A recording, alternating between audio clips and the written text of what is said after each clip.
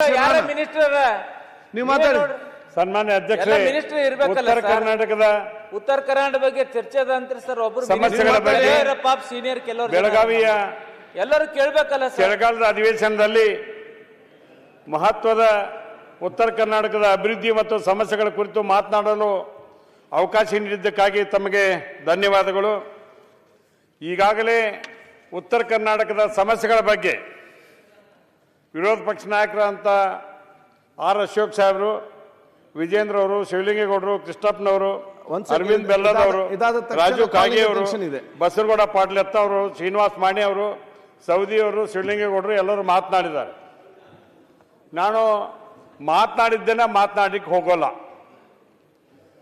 ಇದಂತೂ ಗಂಭೀರವಾದಂಥ ಸಮಸ್ಯೆನ ಎದುರಿಸ್ತಕ್ಕಂಥವರು ಮುಖ್ಯವಾಗಿ ಕಿತ್ತೂರು ಕರ್ನಾಟಕದ ನಮ್ಮ ಜನ. ಇದಕ್ಕೆ ಏನಾರ ಇಲ್ಲಿದ್ದ ಪರಿಹಾರ ಸಿಗುತ್ತದೆ ಅಂತ ಒಂದು ನೋಡಾಕತ್ತೀವಿ. ಎಲ್ಲರೂ ಸವಿಸ್ತಾರವಾಗಿ ಈಗಾಗಲೇ ಮಾಹಿತಿಯನ್ನು ಈ ಸದನಕ್ಕೆ ಕೊಟ್ಟಿರಿ. ತಮ್ಮ ಮಾಹಿತಿ ಮತ್ತು ತಮ್ಮ ಸಂಬಂಧಪಟ್ಟಂಥ ವಿಷಯಗಳು ಕೆಲವು ರಾಜಕೀಯವಾಗಿ ಚರ್ಚೆ ಆಗಿರ್ಬೋದು, ಕೆಲವು ವಿಷಯ ಇರ್ಬೋದು. ಆದರೆ ಏನಾದರೂ ಕೂಡ ಉತ್ತರ ಕರ್ನಾಟಕದ ಅಭಿವೃದ್ಧಿ ಬಗ್ಗೆ ಚರ್ಚೆ ಆಗಿದೆ. ನಾನು ಡಾಕ್ಟರ್ ನಂಜುಂಡಪ್ಪ ವರದಿ ಇತ್ತು ಮೊದಲೇಗೆ, ಅವಾಗ ಅವ್ರ ವರದಿ ಕೊಟ್ಟ ನಂತರ ಆ ವರದಿ ಪ್ರಕಾರ ಸ್ವಲ್ಪ ದುಡ್ಡು ಬರ್ತಿತ್ತು STP ಯೋಜನೆ ಮೂಲಕ. ಆ STP ಯೋಜನೆ ಬಂದಾದ ಮೇಲೆ ನಮ್ಮ ಸರ್ಕಾರ ಬಂದ ಮೇಲೆ ಗೋವಿಂದರಾವ್ ಅಧ್ಯಕ್ಷತೆಯಲ್ಲಿ ಒಂದು ಸಮಿತಿಯನ್ನು ರಚನೆ ಮಾಡಿದರು. ಅವರು ಕೆಲವು ಕಡೆ ವಿವಿಧ ಜಿಲ್ಲೆಗಳಿಗೆ ಭೇಟಿ ನೀಡಿ ಅಧ್ಯಯನ ಕೂಡ ಮಾಡ್ಕೊಂಡು ಹೋಗಿದ್ದಾರೆ. ಇನ್ನೂ ವರದಿ ಪ್ರೆಸೆಂಟ್ ಆಗಿಲ್ಲ. ಇಲ್ಲಿವರೆಗೆ ಚರ್ಚೆ ಆದದ್ದು ಕಲ್ಯಾಣ ಕರ್ನಾಟಕಕ್ಕೆ ಬರ್ತಾ ಇದೆ, ಬೆಂಗಳೂರು ಕಡೆ ಡೆವಲಪ್ ಆಗತೈತಿ, ಬೆಂಗಳೂರು ಡೆವಲಪ್ ಆಗಬೇಕು, ಹೈದರಾಬಾದ್ ಕರ್ನಾಟಕ ಡೆವಲಪ್ ಆಗಬೇಕು, ಕಿತ್ತೂರು ಕರ್ನಾಟಕನೂ ಡೆವಲಪ್ ಆಗಬೇಕು ಅನ್ನೋದು ಇಡೀ ಈ ಸದನದ ಅಭಿಪ್ರಾಯ. ಭಾಳ ತೊಂದರೆ ಆಗಿದ್ದು ನಮ್ಮ ಕಿತ್ತೂರು ಕರ್ನಾಟಕಕ್ಕೆ ಅನ್ನೋದನ್ನ ತಮ್ಗೆ ಹೇಳಲಿಕ್ಕೆ ಬಯಸ್ತೇನೆ. ನಮಗೂ ಕೂಡ KKDB ತರಣ ಎಲ್ಲರ ಅಭಿಪ್ರಾಯ ಒಂದೇ ಆಗಿತ್ತು.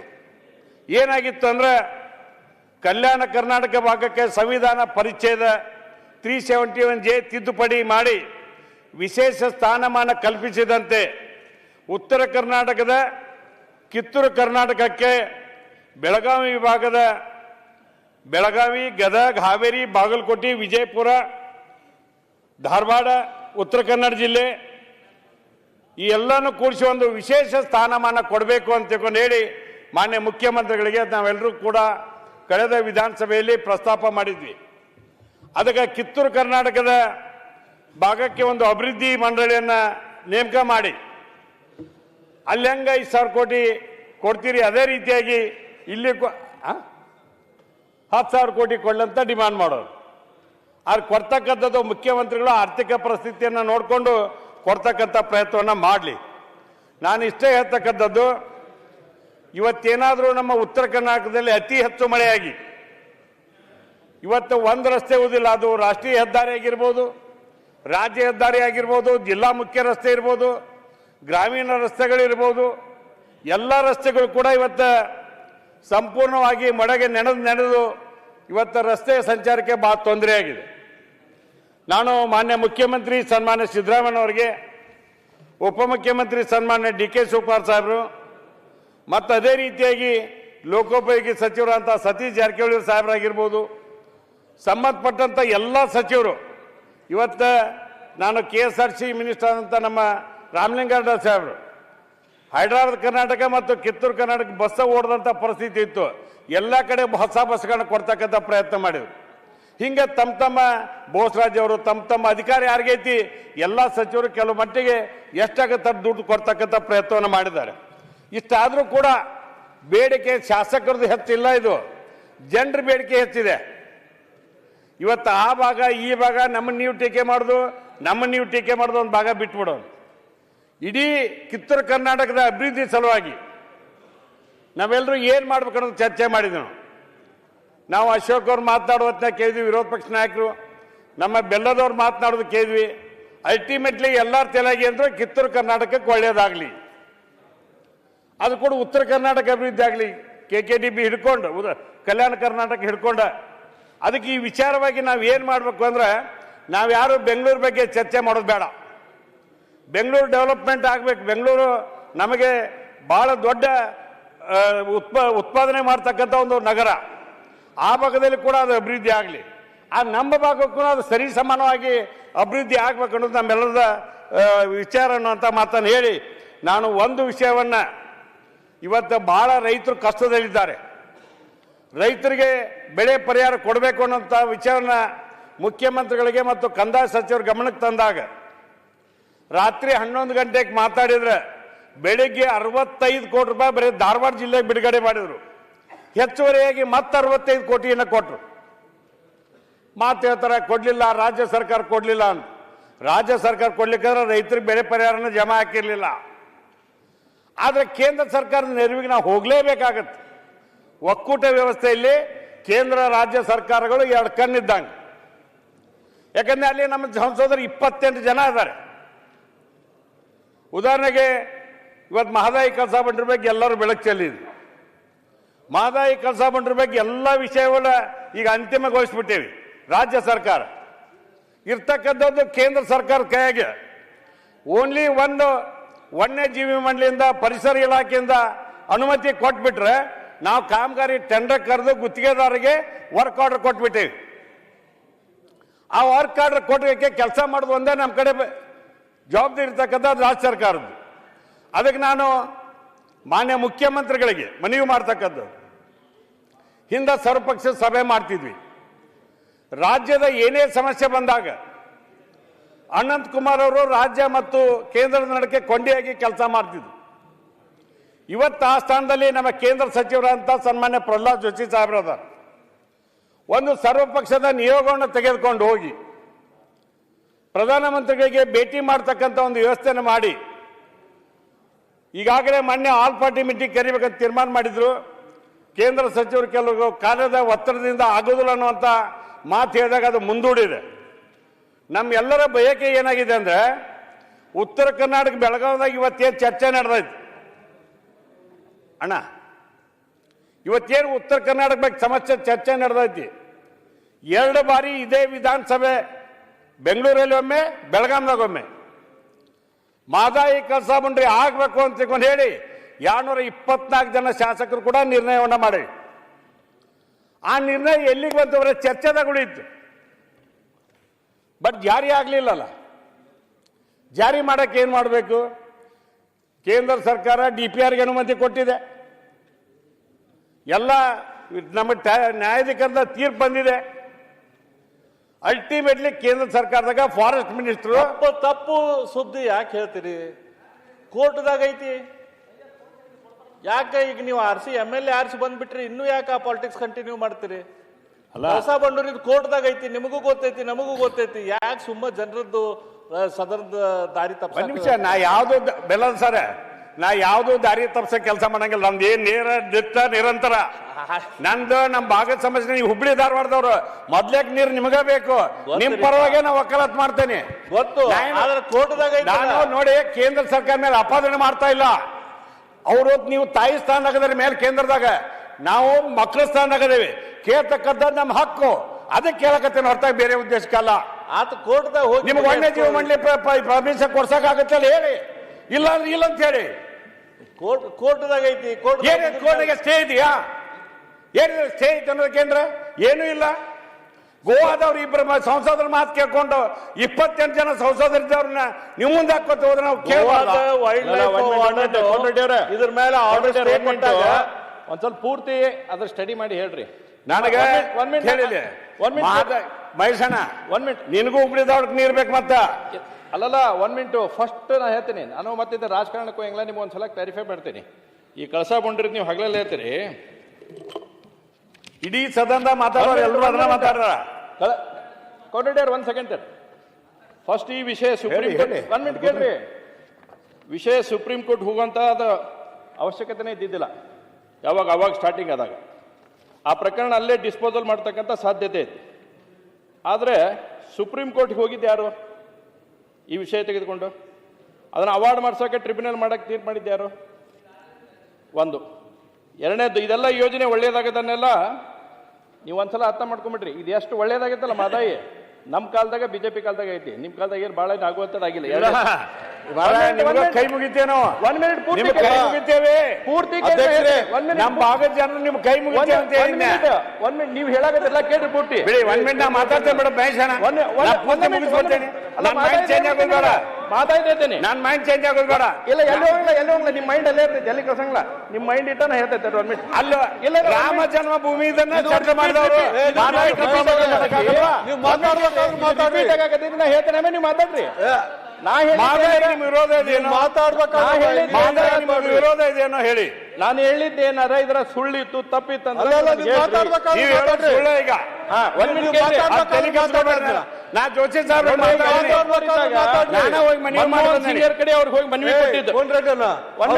ಕುಡಿಯುವ ನೀರು ಬೇಕಂತ ಬರ್ಬೇಡ್ರಿ ಮಹೇಶಣ್ಣರೇ. ಟ್ರಿಬ್ಯುನಲ್ ವಹಿಸ್ತಾರೆ.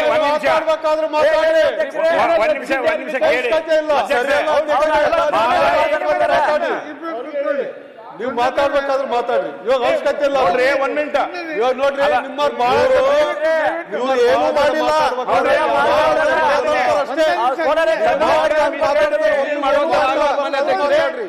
ಅವರು ಆದ್ರೆ ಈ ತರ ನಿನ್ನೆ ಮಿಸ್ಗೈಡ್ ಮಾಡೋದು ಅದಕ್ಕೆ ಅಧ್ಯಕ್ಷರು ಏನ್ ಹೇಳಿದೆ, ಈ ತರ ಮಿಸ್ಗೈಡ್ ಮಾಡಿದ್ರೆ ನಾಳೆ ನನಗೆ ಬೆಳಿಗ್ಗೆ ಫಸ್ಟ್ ಅವರ್ ಕೊಡ್ರಿ. ಇದ್ದ ವಾಸ್ತವ ಗಣೇಶ್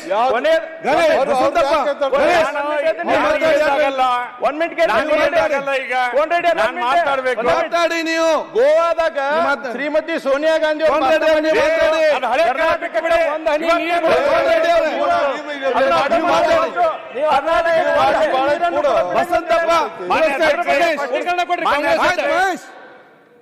ಮಾನ್ಯ ಅಧ್ಯಕ್ಷ ಕಂಟಿನ್ಯೂ ಮಾಡಿ. 1 ನಿಮಿಷ. ಇದು ನಮ್ಮ ಭಾಗದ ಸಮಸ್ಯೆ. ಮಾದಾಯಿ ಕಸ ಬಂಡ್ರ ಬಗ್ಗೆ ನಾ ಯಾರಿಂದ ಕಲಿಬೇಕಾಗಿಲ್ಲ. ನಾನೊಂದು ಡಾಕ್ಟರೇಟ್ ಪಡಿಬಹುದು, ಅಷ್ಟು ಓದೇನ ಇದನ್ನ ಸ್ವತಃ ಫೀಲ್ಡ್ನಾಗ ಹೋಗಿ ಬಂದೇನಿ. ಅದ್ರ ಬಗ್ಗೆ ವಿಶೇಷವಾಗಿ ಬಹಳ ಜನ ಹೋರಾಟ ಮಾಡ್ಯಾರ. ವಿಜಯ್ ಕುಲಕರ್ಣಿ ಅಂತ ತಿಳ್ಕೊಂಡು ನರಗುಂದ ಅವರೊಬ್ರು ನಿರಂತರ ಹೋರಾಟ ಮಾಡ್ಯಾರ. BV ಸೋಮಾಪುರ ಅವರು, ಬಸವರಾಜ ಬೊಮ್ಮಾಯಿ ಸಾಹೇಬ್ರು, BR ಯಾವಗಲ್ ಸಾಹೇಬ್ರು, ನಾನು, CC ಪಾಟೀಲ್ರು, ಲೋಕನಾಥ್ ಎಬ್ಸೂರು, ವೀರೇಶ್ ಸೊಬ್ರಜ್ಮಠ್, ಶಂಕರ್ ಅಂಬ್ಲಿ, ಶಿವಣ್ಣ ಹುಬ್ಬಳ್ಳಿ, ಎಲ್ಲ ಸ್ವಾಮಿಗಳು, ಎಲ್ಲ ರೈತ ಸಂಘಟನೆಗಳು ಇನ್ಕ್ಲೂಡಿಂಗ್ ಬಿಜೆಪಿ ನಾವೆಲ್ಲರೂ ಕೂಡ ಹೋರಾಟ ಮಾಡೇವಿ. ನಮ್ಮ ಭಾಗದ ಸಮಸ್ಯೆ ಬಗೆಹರಿಸ್ಕೊಳಕ್ಕೆ ರಾಜಕಾರಣ ತಲೆ ಕೆಡಿಸ್ಕೋಬೇಡ್ರಿ. ಇದು ಹಕ್ಕು. ಬೆಂಚ್ ಬೇಕಲ್ಲ ನಮ್ಗೆ. ಈಗ ಬೆಂಚ್ ಬೇಕಲ್ಲ ಕೋನ್ ರೆಡ್ಡಿ ಅವರೇ. ಸರ ಬೆಂಚ್ ರಿಪೇರಿ ಮಾಡ್ಲಿಕ್ಕೂ ಸರ್ಕಾರದ ಹತ್ರ ಹಣ ಇಲ್ಲ. ಮತ್ತೆ ಆಯ್ತು, ಮುಂದುವರಿಸಿ. ಸರ್ಕಾರದ ಹತ್ರ ದುಡ್ಡಿಲ್ಲ ಬೆಂಚ್ ರಿಪೇರಿ ಮಾಡ್ಲಿಕ್ಕೆ. ಸರ ಟೆಂಡರ್ ಕರೆದವ್ರಿ ತಾಕತ್ತ ಇದೆ ನಮ್ಮ ಉಪಮುಖ್ಯಮಂತ್ರಿಗಳಿಗೆ. ಅಂದಲ್ಲಿ ಇವತ್ತು ಇದ್ರ ರೀತಿ ಸೆಂಟ್ರಲ್ ರೆಡ್ಡಿ ಅವರೇ ಮುಂದುವರಿಸಿ. ಸರ್ ನಾ ಮಾತಾಡೋದೇ ಸ್ವಲ್ಪ ಡಿಸ್ಟರ್ಬ್ ಮಾಡಿ ನೋಡ್ಬಿಡಿ. ನಾನು ಬಹಳ ಮಾತಾಡೋದು ಇಲ್ಲಿಗೆ ನಾಳೆ ಬೆಳಿಗ್ಗೆ ಕೊಡ್ರಿ ಅಂತ ತಮಗೆ ಮನವಿ ಮಾಡಿದ್ದೆ. ಈಗ ಮಂಗಳೂರಿನಾರ ಅವ್ರಿಗೆ ಸ್ವಲ್ಪ ಬುದ್ಧಿ ಅಧ್ಯಕ್ಷರು ಮಂಗಳೂರಿನವರು, ಅವರಿಗೂ ಅಧ್ಯಕ್ಷರು ಮಂಗಳೂರಿನವರು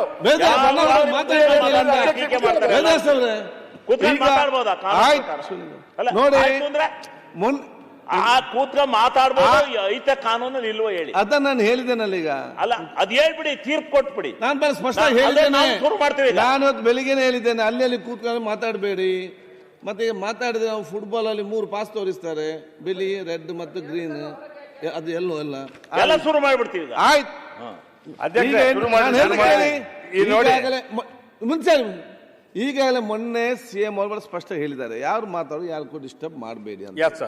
ನೋಡಿ, ಇವರು ಮಾತಾಡುವಾಗ ಇವರಿಗೆ ಸರಿ ಇದ್ದದ್ದು ನಿಮಗೆ ತಪ್ಪು ಕಾಣ್ತದೆ, ಅವ್ರಿಗೆ ತಪ್ಪಿದ್ದದ್ದು ನಿಮಗೆ ಸರಿ ಕಾಣ್ತದೆ. ಇಲ್ಲಿ ನೀವು ಮಾತಾಡುವಾಗ ನಿಮಗೆ ಸರಿ ಇದ್ದದ್ದು ಅವರಿಗೆ ತಪ್ಪು ಕಾಣ್ತದೆ, ನಿಮಗೆ ತಪ್ಪಿದ್ದು ಅವ್ರಿಗೆ ಸರಿ ಕಾಣ್ತದೆ. ಅದು ನಿಮ್ಮ ಮಿಸ್ಟೇಕ್ ಅಲ್ಲ, ನಿಮ್ಮ ಚೇರ್ನ ಮಿಸ್ಟೇಕ್, ಸ್ಥಳದ ಮಿಸ್ಟೇಕ್. ಅದಕ್ಕಾಗಿ ಅವ್ರವ್ರು ಮಾತಾಡ್ತಾರೆ, ಸರ್ಕಾರ ಉತ್ತರ ಕೊಡ್ತದೆ. ದಾಖಲೆ ಸತ್ಯ ಅನ್ನೋದು ದಾಖಲೆಯಲ್ಲಿ ಇರ್ತದೆ, ಜನರಿಗೆ ಏನು ಅಂತ ವಿಷಯ ಕೂಡ ಗೊತ್ತಿರ್ತದೆ. ಆದ ಕಾರಣ ಇವತ್ತು ಅವರವರ ಅಭಿಪ್ರಾಯ ಹೇಳಲಿಕ್ಕೆ ಅವಕಾಶ ಮಾಡಿ ಕೊಡಿ. ಮುರಿದು ಬಿದ್ದು ಆಯ್ತು, ಯಾರು ಮಾತಾಡಂಗಿಲ್ಲ ಪೂರ ನಾನು ಮಾತಾಡುವಾಗ ಪೂರ ತೊಂದರೆ ಕೊಟ್ರಿ ನೀವು. ಶಿವಲಿಂಗ ಅವ್ರೆ, ಇದು ಪ್ರಜಾಪ್ರಭುತ್ವನ ಇದು? ನೀವು ಮಾತಾಡಿ ಮಾತಾಡಿ. ಕಾಲಿಂಗ್ ಅಟೆನ್ಷನ್ ದಲ್ಲಿ ಕ್ವಶನ್ ಕೇಳಿದ್ದಾನೆ. 1.5 ಗಂಟೆ ಮಾತಾಡಿದ್ರಿ. ವೇದಾಸ್ ಕೌಲ್ಗೆ ಅವ್ರ, ವೇದಾಸ್ ಅವ್ರ, ನೀವೇನ್ರಿ ಧರ್ಮ ಎದ್ದು ನಿಲ್ತೀರಿಪ್ಪ, ಕೈ ಮುಗಿತೀರಿ. ಬಹಳ ಉತ್ತರ ಕರ್ನಾಟಕ ಸಮಸ್ಯೆ ಇದೆ. ಇದು ಮಂಗಳೂರಲ್ಲ, ಕಿತ್ತೂರು ಕರ್ನಾಟಕ. ದಯವಿಟ್ಟು ಕುತ್ಕೊಳ್ಳಿ, ಮಾತಾಡ್ರಿ. ಶಿವಲಿಂಗೇಗೌಡರು ಎದ್ರು ಅಲ್ಲಿ ಮಾತಾಡಬೇಡಿ ಅವರೇ, ಯಾಕೆ ನೀವು ಅನಗತ್ಯ ಮಾತಾಡಿದಾಗ. ಮಾನ್ಯ ಅಧ್ಯಕ್ಷರೇ, ಇವತ್ತು ಕಾಲಿಂಗ್ ಅಟೆನ್ಷನ್ ಹಾಕಿದ್ದೆ, ಸರ್ಕಾರದ ಉತ್ತರ ಕೊಟ್ಟಿದ್ದಾರೆ. ಎಲ್ಲಿ ಕೂಡ ಅಪ್ಪಿ ತಪ್ಪಿ ನಾವು ಸುಪ್ರೀಂ ಕೋರ್ಟ್ನ ಸ್ಟೇ ಐತಿ ಇದೈತಿ ಅಂತ ಏನೂ ಕೊಟ್ಟಿಲ್ಲ ನನಗೆ ಉತ್ತರ. ಏನು ಹೇಳ್ಯಾರಂದ್ರೆ, ಉತ್ತರ ಕರ್ನಾಟಕ, ಗೋವಾ ಮತ್ತು ಮಹಾರಾಷ್ಟ್ರ ರಾಜ್ಯಗಳ ನಡುವೆ ನೀರಿನ ಹಂಚಿಕೆ 14/8/2018 ತನ್ನ ಅಂತಿಮ ತೀರ್ಪನ್ನು ಮಹದಾಯಿ ನ್ಯಾಯಾಧಿಕರಣ ನೀಡಿದೆ. ಅದಕ್ಕೆ 13.4 TMC ನಮ್ಮ ರಾಜ್ಯಕ್ಕೆ ಹಂಚಿಕೆಯಾಗಿದೆ.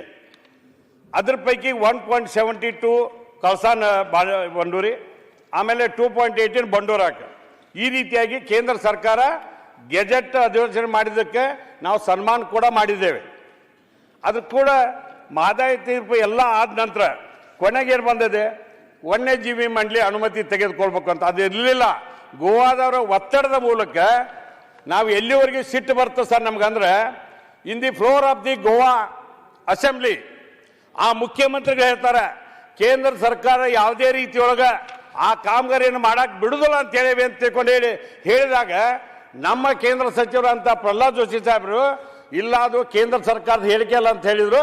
ಅವಾಗ ನಮಗೂ ಕೂಡ ಸಮಾಧಾನ ಆಯ್ತು. ನಾವು ಒಳ್ಳೇದು ಅಂತ ಹೇಳ್ತೇವೆ, ಕೆಟ್ಟ ಅಂತ ಹೇಳ್ಬೇಕಾಗುತ್ತೆ. ಯಾಕಂದ್ರೆ ನಮ್ಮನ್ನು ಕಳಿಸಿದ್ದ ಶಾಸನಸಭೆಗೆ. ಅದಕ್ಕೆ ಈ ವಿಚಾರವಾಗಿ ಒಂದು ಹೇಳ್ಬಿಡ್ತೇನೆ ಸರ್. ಇವತ್ತು ನಮ್ಮ ಉಪಮುಖ್ಯಮಂತ್ರಿಗಳಂತ ಸನ್ಮಾನ್ಯ DK ಶಿವಕುಮಾರ್ ಸಾಹೇಬರು ಉತ್ತರ ಕೊಟ್ಟಾರ. ಉತ್ತರ ಕರ್ನಾಟಕದ ಪ್ರಮುಖ ಮಹದಾಯಿ ಕಣಿವೆ ಕಳಸಾ ಮತ್ತು ಬಂಡೂರಿ ನಾಲಾ ತಿರುವು ಯೋಜನೆಗಳ ಅನುಷ್ಠಾನಕ್ಕೆ ಅವಶ್ಯ ಇರುವ ಶಾಸನಬದ್ಧ ಅರಣ್ಯ ಮತ್ತು ವನ್ಯಜೀವಿ ಪ್ರಸ್ತಾವನೆಗಳಿಗೆ ಅಗತ್ಯ ತಿಳುವಳಿಕೆಗಳನ್ನು ಪಡೆಯಲು ಕ್ರಮ ಜರುಗಿಸಲಾಗುತ್ತಿದ್ದು, ಸರ್ಕಾರ ಶೀಘ್ರದಲ್ಲೇ ಕೇಂದ್ರದ ಅನುಮತಿ ಪಡೆದು ಸದರಿ ಯೋಜನೆಗಳ ಕಾಮಗಾರಿಯನ್ನು ಪ್ರಾರಂಭಿಸಲು ಬದ್ಧವಾಗಿದೆ ಅಂತ ಹೇಳ. ಇದಾಗ ಏನಿದೆ ಸರ್, ಇದ್ರ ಕೂಡ ನಾನು ಹೇಳ್ತಕ್ಕಂಥದ್ದು ಇಷ್ಟೆಲ್ಲ ಆಗಿದೆ. ನೀವು ಪ್ರಯತ್ನ ಮಾಡಿರಿ, ನಾವು ಪ್ರಯತ್ನ ಮಾಡೀವಿ. ಅಲ್ಟಿಮೇಟ್ಲಿ ಅದನ್ನ ನೀರು ಕುಡಿಬೇಕು ಸರ್. ಈ ಹಸಿರು ಟವೆಲ್ ಸ್ವಾಮಿಗಳು ಹಾಕ್ಯಾರ, ಇದು ಆಗುವವರೆಗೂ ತೆಗಿಬಾರ್ದಂತ ಪ್ರಮಾಣ ಮಾಡೀನಿ.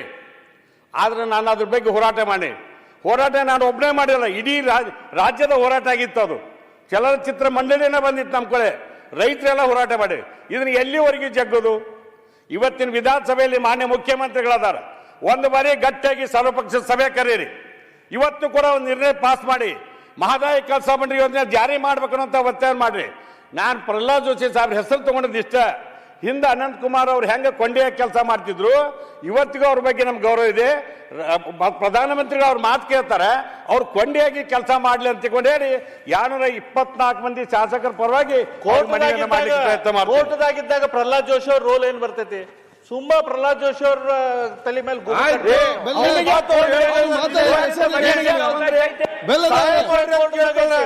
ಅವ್ರೇನು ಆರೋಪ ಮಾಡಿಲ್ಲಲ್ಲ. ಆಯ್ತು, ಮಾತಾಡ್ಲಿಕ್ಕೆ ಹೇಳಲಿಕ್ಕಿಲ್ಲ. ಅವ್ರು ಆರೋಪ ಮಾಡಿಲ್ಲಲ್ಲ. ಏನ್ ಕಲ್ಪನೆ ಬರುವಂಗ ಹೇಳ್ತಾರೆ ಜನರಿಗೆ? ಅವ್ರು ಆರೋಪ ಮಾಡಿಲ್ಲ, ಸಹಾಯ ಕೇಳಿದಾರೆ. ಆರೋಪ ಮಾಡಿಲ್ಲ ರೀ, ಸಹಾಯ ಕೇಳಿದಾರೆ. ಪ್ರಹ್ಲಾದ್ ಜೋಶಿ ಅವ್ರು ಸಹಾಯ ಮಾಡ್ಲಿ ಅಂತ ಹೇಳ್ಯಾರ. ಮಾಡಿಲ್ಲ ಅಂತ ಹೇಳಿದ್ರೇನು?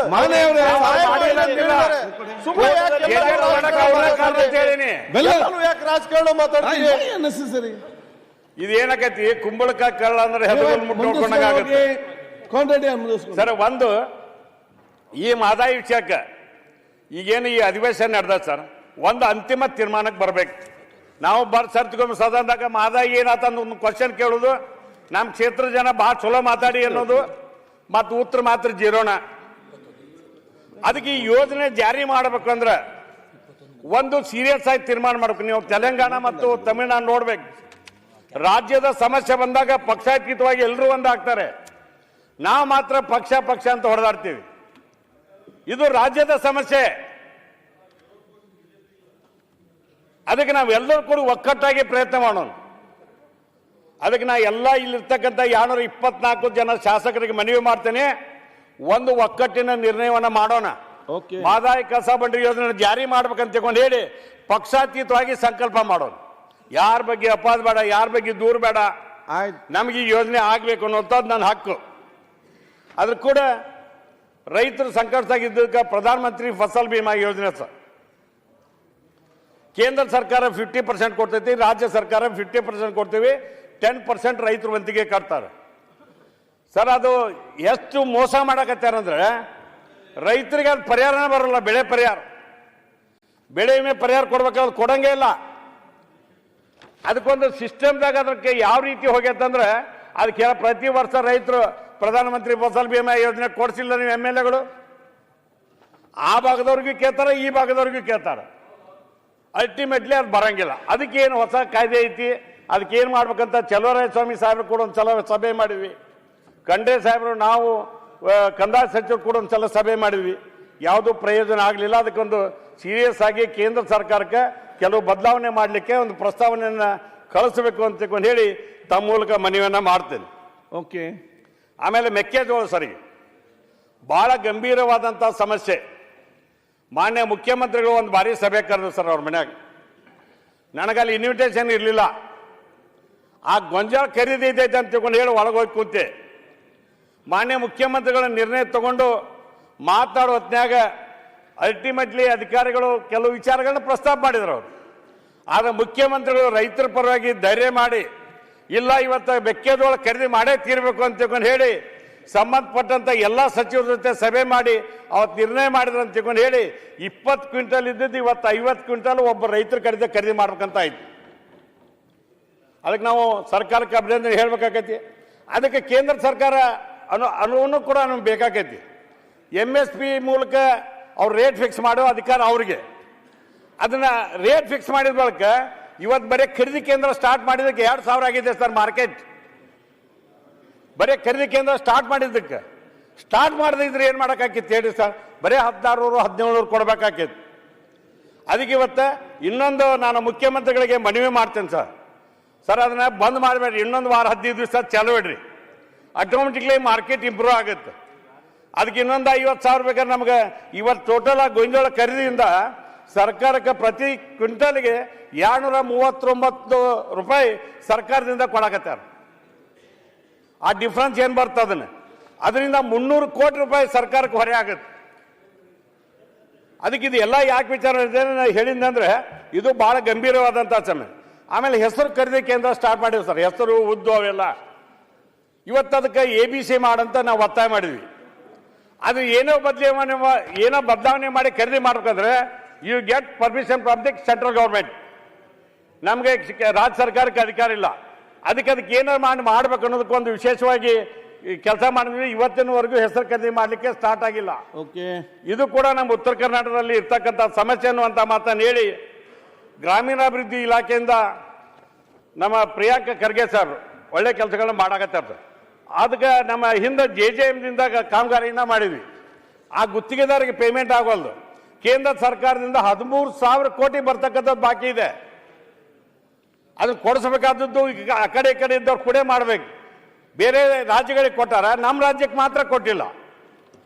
ಅದಕ್ಕೆ ಅದನ್ನು ತಗೊಳ್ತಕ್ಕಂಥ ಪ್ರಯತ್ನವನ್ನು ಮಾಡಬೇಕು ಅನ್ನುವಂಥ ವಿಚಾರವನ್ನು ಹೇಳಿ ನಾನು ಮಾನ್ಯ ಮುಖ್ಯಮಂತ್ರಿಗಳಿಗೆ, ಅದು ನಮ್ಮ ಧಾರವಾಡ ಜಿಲ್ಲೆಗೆ ಮೊದಲೇ ಕಂತದಲ್ಲಿ 85 ಕೋಟಿ, ಎರಡನೇ ಕಂತದಲ್ಲಿ 65 ಕೋಟಿ ರೂಪಾಯಿ ಇವತ್ತೇನು ನೀವು ರೈತರಿಗೆ ಬೆಳೆ ಪರಿಹಾರ ಕೊಟ್ರಿ. ಅದಕ್ಕೆ ನಾನು ಒಬ್ಬ ಶಾಸಕರಾಗಿ ತಮಗೆ ತುಂಬ ಹೃದಯದ ಅಭಿನಂದನೆಗಳನ್ನ ಸರ್ಕಾರಕ್ಕೆ ತಿಳಿಸ್ತೇನೆ ಅನ್ನುವಂಥ ಮಾತನ್ನು ಹೇಳಿ ಈ ಎಲ್ಲ ವಿಚಾರವಾಗಿ ಈ 5 ಗ್ಯಾರಂಟಿಯನ್ನು ಕೊಟ್ಟಿವಲ್ಲ ಸರ್, 1,08,000 ಕೋಟಿ ರೂಪಾಯಿ ನೇರವಾಗಿ ಫಲಾನುಭವಿಗಳಿಗೆ ತಲುಪುತ್ತೇವೆ. ಅದರಿಂದ ಆದಾಯ ಹೆಚ್ಚಾಗಿದೆ, ಇಡೀ ರಾಜ್ಯಕ್ಕೆ ಒಳ್ಳೆಯದಾಗಿದೆ, ಬಡವರಿಗೆ ಒಳ್ಳೆಯದಾಗಿದೆ.